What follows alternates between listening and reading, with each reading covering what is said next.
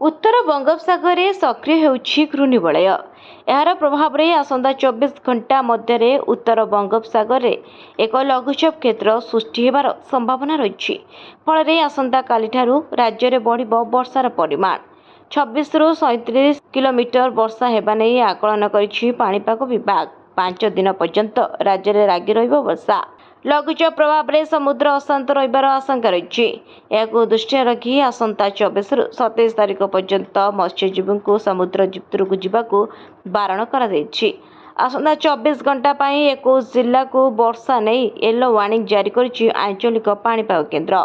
नुआपड़ा, नवरंगपुर, मालकानगिरी और कोरापुट जिले में प्रबल वर्षा हेबार संभावना थिबा बेले घंटा प्रति 30 रु 40 किलोमीटर बेगर पवन बहिबार संभावना रही।